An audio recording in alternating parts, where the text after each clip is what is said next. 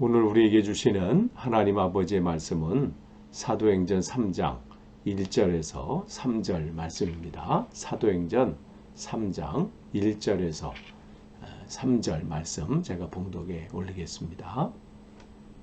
제9시 기도 시간에 베드로와 요한이 성전에 올라갈 새 나면서 못 걷게 된 이를 사람이 메고 오니 이는 성전에 들어가는 사람들에게 구걸하기 위하여 날마다 미문이라는 성전문에 두는 자라. 그가 베드로와 요한이 성전에 들어가려 함을 보고 구걸하거늘. 아멘. 네, 오늘도 또 우리에게 복된 하루를 허락하신 또 하나님의 또 은혜에 감사하고 또 말씀 앞에 오신 또 여러분 환영하고 축복합니다. 우리가 계속 이 아침에 우리는 사도행전 말씀을 나누고 있어요. 오늘은 사도행전 3장 1절에서 3절 말씀을 보도록 할 것입니다. 여러분이 2장 전체를 생각하시면 그들에게 하나님의 놀라운 은혜가 임했죠. 지금 우리는 사도행전에서 처음 교회들의 모습도 처음 그리스도인들을 만나게 됩니다. 이들은 사도행전 우리가 2장에서도 봤듯이 실로 엄청난 체험을 한 사람들이에요. 성령께서 이들에게 임하셨습니다.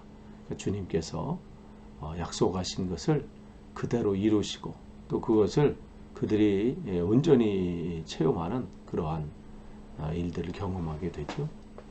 이들은 성령 충만해서 그 은혜 가운데 순전한 마음으로 모이게 힘쓰고 또 모여서 함께 교제하고 또 그냥 교제하는 것이 아니라 하나님께 찬송하고 기도하고 그분을 찬양하고 기뻐하는 일이 그들의 삶의 전부였습니다. 그러나 이제 그들은 그냥 그렇게만 있는 것으로 끝난 것이 아니라 이제 그 받은 은혜를 또 하나님이 주신 그 감동들을 세상에 나누도록 이제 주님께서 그들을 이끄시죠. 세상과 그들은 마주하게 됩니다. 이게 교회의 임무예요. 여기가 좋사오니 여기 뭐 초막셋을 짓고 그 은혜 가운데 누리면 참 좋죠. 그러나 그렇게 감동과 은혜 가운데 있는 제자들에게 뭐라고 주님 말씀하시나요? 가자고 말씀하시죠. 그래서 내려오시잖아요. 그곳에 또 되게 삶의 문제들이 있기 때문에 제자들에게 주님은 그걸 가르치신 거예요. 제자들이 있어야 할 것은 바로 그 문제가 있는 삶의 자리라는 것이죠. 바로 주님께서는 이것을 우리들에게도 오늘도 말씀하십니다. 세상을 돕는 것, 이게 교회의 존재 목적이에요. 그래서 주님께서도 이 땅에 오신 것이 뭐예요? 인간들을 돕기 위해서 오신 거잖아요. 그래서 인자가 온 것은 잃어버린 자를 찾아서 구원하려 함이다. 계속해서 주님은 그 말씀을 하세요. 그 분명한 목적을 잃어버리면 우리가 방황하게 되고요. 삶 속에서 내가 뭐 하나 이렇게 헤매이게 되는 거예요. 물론 이 초대교회가 하나님의 성령이 충만한 은혜를 받고 또 그 안에서 서로 교제하며 떡을 떼며 순전한 마음으로 기도하며 주님을 찬양하고 이렇게 그 안에서 성도 간의 풍성한 교제들이 있는 거 얼마나 좋아요. 그러나 그렇게만 머물도록 주님께서 그들에게 은혜를 베푸신 게 아니잖아요. 그 은혜를 받은 은혜를 어떻게 해요? 나누기를 원하는 것이 바로 주님의 목적이시고 주신 은혜가 왜 주셨는지가 거기에 나와 있는 것입니다. 그래서 주님께서 이 일을 교회에게 맡기셨습니다. 또한 저와 여러분에게 맡기셨습니다. 그래서 초대교회를 통해서 주님께서 복음의 증거의 일을 하신 주님께서 그 일을 지금도 계속하고 계시고 당신의 택하신 종들을 통해서 지금도 그 일들을 감당하고 계십니다. 지금 1절 이렇게 보시면 오늘 본문에 나오는 이제 베드로와 요한이 이제 제9시에 기도하러 올라가잖아요. 당시 예루살렘에 있는 유대인들은 제3시, 제3시, 6시, 9시 이렇게 하루에 3번 시간을 정해놨거든요. 그러니까 제3시라고 하면 여러분이 플러스 6을 하시면 돼요. 지금 시간으로 따지면 제3시면 몇 시가 되는가? 오전 9시가 되는 거고요. 6시면 어떻게 해요?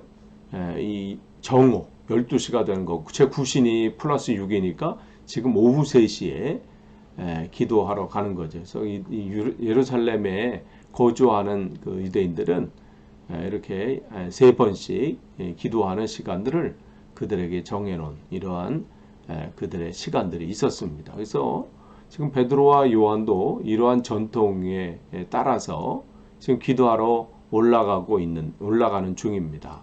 그래서 그 두 제자가 성전으로 올라가는 길에 오늘 본문은 나면서부터 걷지 못하는 한 사람을 우리에게 거기 보여주고 있어요. 사도행전 4장에 보면 이 사람의 나이를 한 40여 세 정도 됐다, 40살 정도 됐다 이렇게 얘기하니까 이분은 태어나면서부터 지금 한 40년 동안 걷지 못하는 그러한 불쌍한 사람이죠. 그러면서 매일 사람들은 그를 성전 미문, 즉 아름다운 문이라는 뜻이죠. 그곳에 데려다 놓고 거기 앉아서 구걸하는 것이 그의 일상이었습니다. 그는 성전에서 예배하거나 기도하러 올라가는 그 많은 사람들, 그런 사람들을 북적거리는, 그러니까 세상 말로 말하면 명당짜리죠. 그 한복판에 앉아서 지나가는 그 사람들로부터 동전 한 입을 얻는 것, 그것이 그의 삶의 또한 그 인생의 전부였습니다. 여러분이 성전 지금 미문 그 문 앞에서 지금 구걸하고 있는 그 한 사람을 여러분 한번 생각해 보십시오. 이 사람은 태어나면서부터 지금까지 그 모습 그대로입니다. 더 뭐 좋아졌다거나 더 나빠진 것도 없어요. 바로 걷지 못하는 상태, 바로 그의 모습이고 우리가 보고 있는 겁니다. 성경에서 죄인이다 이렇게 죄에 대해서 언급할 때 가장 많이 언급하는 것 중에 하나가 뭐냐면 이 문둥병이에요. 그래서 문둥병을 주님께서도 구약 성경도 마찬가지고 또 신약 성경에서 예수님께서도 말씀하실 때 그 문둥병을 단순히 그냥 문둥병에 대해서 얘기하시는 것이 아니라 그 문둥병을 통해서 인간의 죄를 말씀하시거든요. 주님의 은혜가 아니고서는 회복할 수 없는 그것을 말씀해 주는데 사용하거든요. 그런 점에서 오늘 본문에서 태어나면서부터 걷지 못하는 그 사람을 통해서 말씀하시고자 하는 인간의 그런 모습을 우리는 또 볼 수 있어야 합니다. 그냥 단순히 베드로와 요한이 기도하러 올라가는데 그냥 나면서부터 걷지 못하는 한 사람이 있었다. 이렇게 그냥 뭐 지면이 남아서 성경에 어떤 그것이 남아서 쓴 게 아니라 분명한 이유가 있는 거죠. 태어나면서 걷지 못하는 사람을 통해서 겉으로는 그런 모습이지만 그 분을 통해서 그런 사람을 통해서 우리가 깨닫게 하시는 뭔가가 있다는 것이죠. 그 뭐냐면 우리가 이분이 태어나면서부터 걷지 못하는 그건 이 사람이 어떻게 해결할 수 없는 그런 상황이에요. 이거는 날마다 구걸하는 무슨 돈으로 해결할 수 있는 것도 아니고요. 이 사람이 어떤 다른 환경으로 해결할 수 있는 또 다른 방법으로 해결할 수 없는 것처럼 우리 인간이 그렇다는 것이죠. 뭐요? 우리가 죄 가운데 태어났다는 것이죠.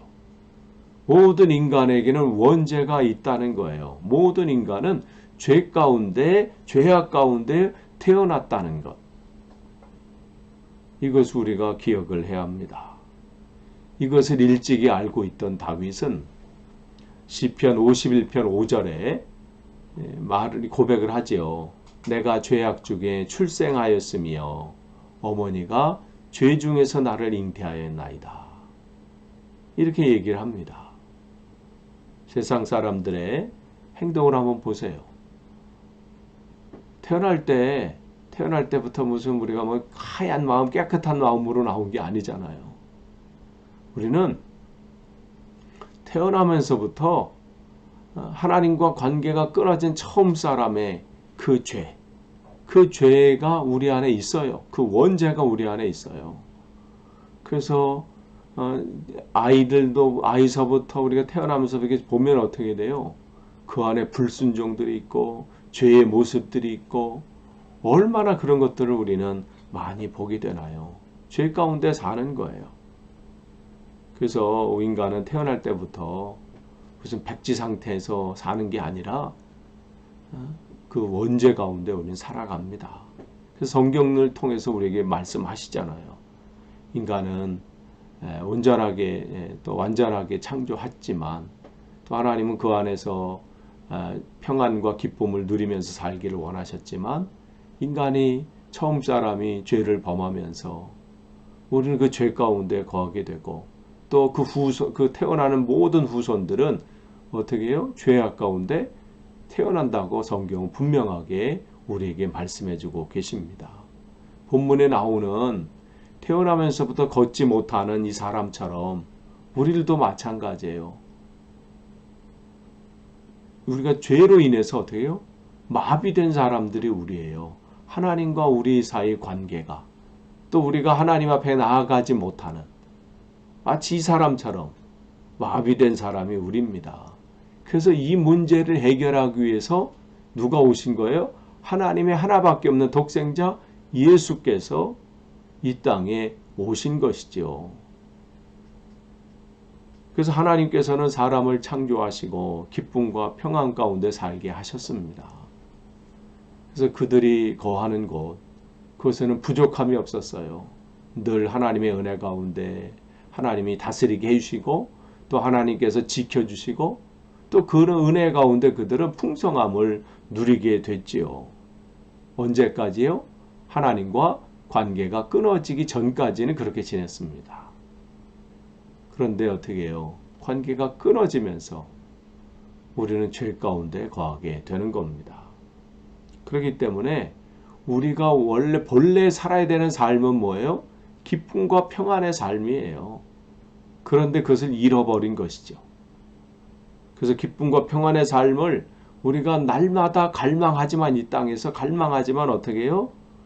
그런 삶을 만날 수도 없고 찾을 수도 없고 그것을 맛볼 수도 없는 게 지금 인간의 우리들의 현실입니다. 우리의 힘으로 되질 않아요. 스스로 해결할 수가 없습니다. 우리는 그렇게 스스로 기쁨과 평안의 삶을 스스로 해결할 수도 없을 뿐더러 오히려 어떻게 해요? 더 죄 가운데 휘둘려 살아요. 안 한다고 이렇게 살면 안 된다고 하면서도 그렇게 살지요. 죄의 공격에 우리는 무능력합니다. 그래서 베드로도 끊임없이 얘기하잖아요.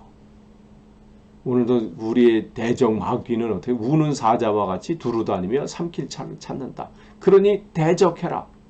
그런데 어떻게 해요? 주님이 없는 인간들은 하나님의 은혜가 없는 인간들의 모습은 우리가 주님을 만나기 전에 우리의 모습은 어땠나요?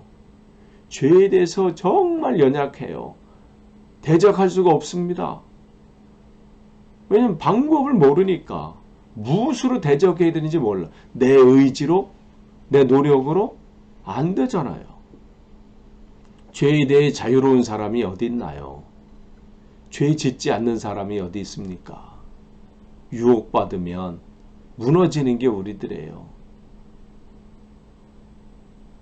잘못된 줄 알면서 우리는 또 반복하면서 그 일을 하고 있지 않나요? 그게 우리들의 모습이죠.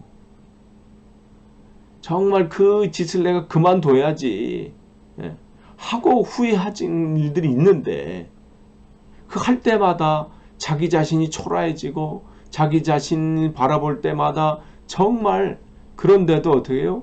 또 반복하는 그게 우리들의 연약한 모습 아닌가요? 결단하지만 결심하지만 또 무너지는 것 그게 우리들의 모습이에요. 이게 인간입니다. 그래서 우리의 힘으로는 이 마비된 상태에서 이 걷지 못하는 상태에서 벗어날 수 없기에 누군가의 도움이 필요한 거예요. 이 지금 여기 나오는 이 태어나면서도 걷지 못한 사람도 마찬가지예요. 자기 힘으로는 할 수 있는 게 없어요. 그래서 이 사람들의 도움으로 그냥 그 미문에 앉아 있는 게 전부죠.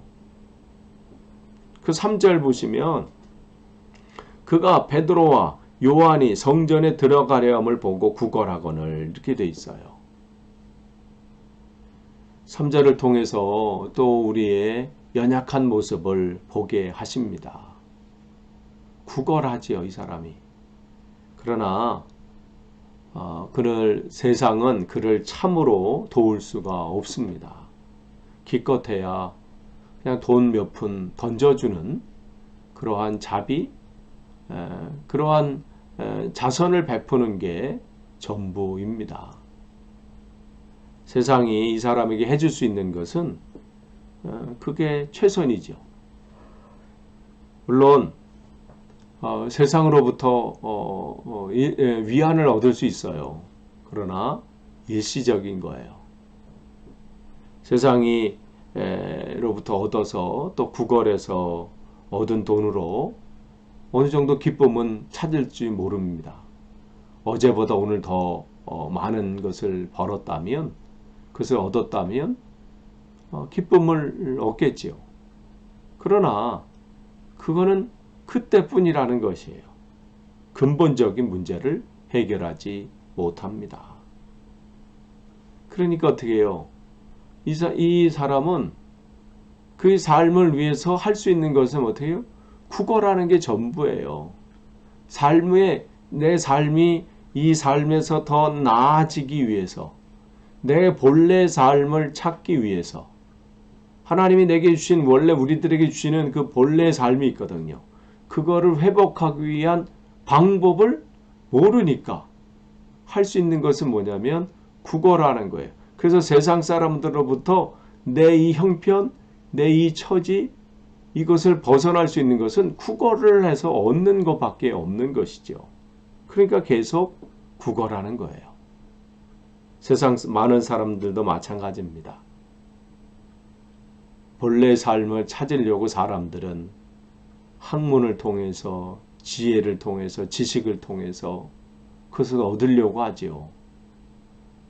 거기서 어떠한 기쁨과 또 만족감과 또 그것을 어떤 사람들은 누리려고 찾고자 합니다. 그러나 되나요? 어떤 사람들은 삶의 기쁨과 또 만족과 또 어떠한 것을 찾기 위해서 어떤 사람은 스포츠를 찾지요. 거기서 뭔가 환호 지르고 서로 막 기뻐하면서 뭔가 얻으려고 하지만 그때뿐 아니겠어요?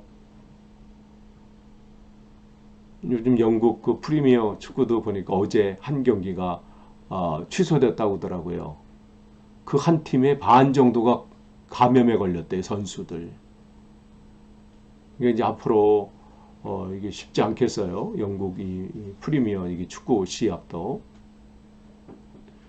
근데 그 모여서 환호 지르고 뭐 한다고 그때뿐 아니겠어요. 그 스포츠뿐만인가요?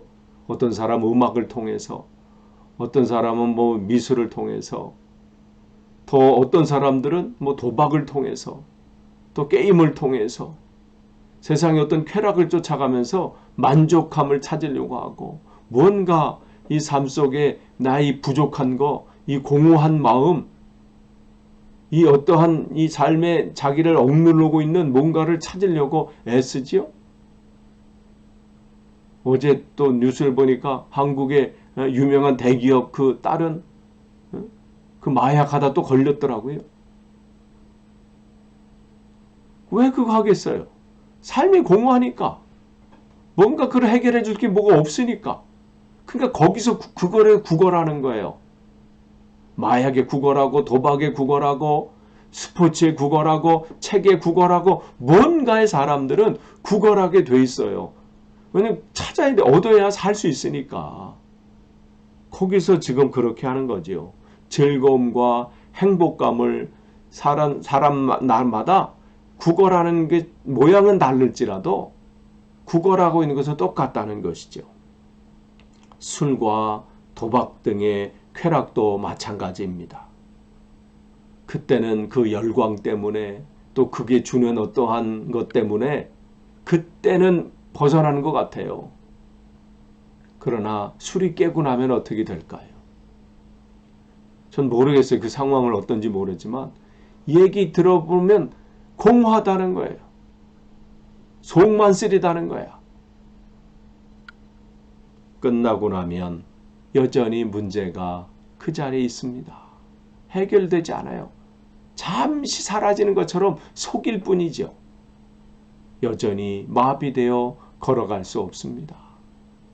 진짜 문제를 해결하지 못한 채 다른 것, 또 좀 더 센 거, 조금 더 자극적인 거, 그렇게 오늘도 찾아가지요. 다른 방법을, 진짜 방법을 찾을 때까지는 구걸할 수밖에 없는 거예요. 그게 우리의 현실입니다. 그걸 오늘 여기서 보여주는 거예요. 이 한 분을 통해서 그냥 과거에 이런 분이 있었다가 아니라 이게 우리라는 거예요. 주님을 만나기 전까지 이는 진짜 해야 될 일을 모르고 세상에서 구걸하는 것이 인생의 전부였다는 것입니다. 오늘도 우리가 되돌아보길 원합니다. 여러분은 무엇을 찾고 계십니까? 여러분의 인생에서 그렇게 구걸하며 그렇게 사모하는 것이 무엇입니까? 세상의 돈입니까? 아니면 세상의 어떤 권력입니까? 아니면 세상의 어떤 것입니까? 거기에는 만족함이 없습니다. 거기에는 참 행복이 없습니다. 그 은혜를, 참 은혜를 누린, 참 만족을 누린 베드로와 요한, 또한 초대교회 성도들은 그 안에서 그 누렸던 것을 주님은 그들을 통해서 또한 세상에 전하도록 오늘 그 발걸음을 옮기게 하신 거예요.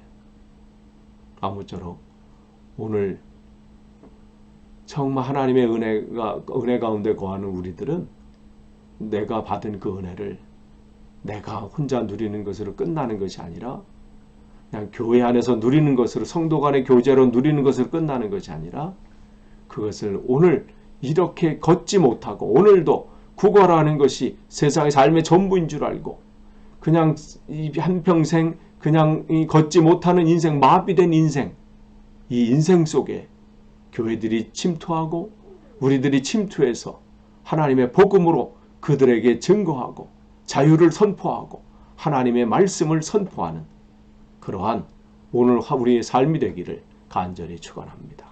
기도하겠습니다. 하나님 감사합니다. 오늘도 우리에게 귀한 하루를 허락해 주셨습니다. 부족합니다. 연약합니다. 우리의 힘으로 참 삶을 살 수 없기에 오늘도 주님을 사모합니다. 주님의 은혜가 아니고서는 여전히 우리는 여기에 태어나면서도 걷지 못한 이 한 사람처럼 그렇게 인생을 허비할 수밖에 없었습니다.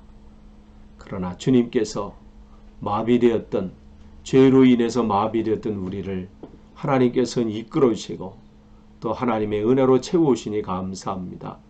하나님께서 우리에게 주신 이 은혜를 우리가 나누기를 원합니다. 하나님 세우신 교회를 통해서 그러한 복음의 증거들이 나타나기를 소망합니다. 이 시대에 우리 교회를, 또 이 시대에 세워진 교회들이 그러한 사명 감당하게 없어서 예수님의 이름으로 기도하옵나이다. 아멘.